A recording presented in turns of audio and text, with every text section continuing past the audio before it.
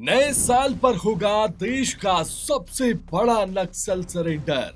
3 राज्यों के MMC committee member डालेंगे हथियार। गृह मंत्री मुख्यमंत्री के सामने करेंगे सरेंडर। देश में एक बार फिर से बड़े पैमाने पर माओवादी सरेंडर कर सकते हैं। यह आत्मसमर्पण नए साल के पहले दिन यानी 1 जनवरी 2026 को हो सकता है। यह आत्मसमर्पण इसलिए भी बड़ा होगा क्योंकि हथियार डालने वाले किसी एक राज्य के नहीं बल्कि एमएमसी यानी महाराष्ट्र, मध्य प्रदेश और छत्तीसगढ़ के संयुक्त कमेटी के माओवादी सदस्य होंगे। नक्सलियों के एमएमसी जोन के प्रवक्ता और नक्सली लीडर अनंत ने कहा है कि 1 जनवरी को इस कमेटी के सभी साथी एक साथ सरेंडर करेंगे।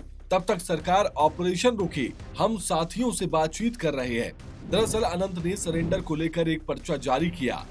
ये पिछले हफ्ते भर में दूसरा पर्चा है। पहले पर्चे में 15 फरवरी तक हथियार डालने की बात कही गई थी।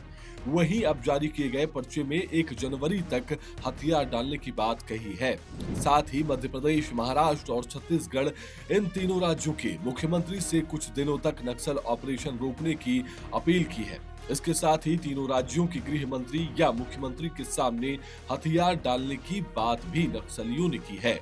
नक्सलियों ने जारी की खुली फ्रीक्वेंसी। नक्सली अनंत के पर्चे में लिखा है कि हम अपने साथियों से बातचीत करने के लिए बाउफेन की एक खुली फ्रीक्वेंसी नंबर 435715 जारी कर रहे हैं, जिसमें 1 जनवरी तक हर दिन सुबह 11 बजे से 11:15 तक हम अपने साथियों से बात करेंगे। दरअसल ऐसा पहली बार हो रहा है कि नक्सलियों ने अपनी खुली फ्रीक्वेंसी जारी की है। बाउफिंग एक छोटा सा हाथ में पकड़ा जाने वाला वॉकी टॉकी हैंडहेल्ड रेडियो होता है। जंगल, पहाड़ या शहर की भीड़ में 2 लोग बिना मोबाइल नेटवर्क के भी आपस में बात कर सकते हैं। बिना नेटवर्क के लंबी दूरी तक बातचीत कर सकते हैं। बाउफिंग में विशेष फ्रीक्वेंसी सेट की जाती है। उसी फ्रीक्वेंसी पर दूसरी मशीनें हो तो दोनों जुड़कर बात कर सकते हैं। मोबाइल टावर की जरूरत नहीं पड़ती। कुछ फ्रीक्वेंसी सार्वजनिक होती है, कुछ सरकारी और प्रतिबंधित। दूसरी तरफ अनंत ने अपने साथियों से अपील की है कि वे इस प्रक्रिया के दौरान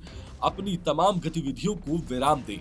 जोश और आवेश में आकर ऐसी कोई हरकत न करें जिससे इसमें व्यवधान उत्पन्न हो जाए। अनंत ने प्रेस नोट में कहा है कि एक बार फिर से दोहरा रहा हूं कि इस बार हम पीएलजीए सप्ताह नहीं मनाएंगे। नोट में आगे लिखा कि हम सरकार से यह भी चाहते हैं कि इस हफ्ते सुरक्षा बलों के ऑपरेशन को रोके।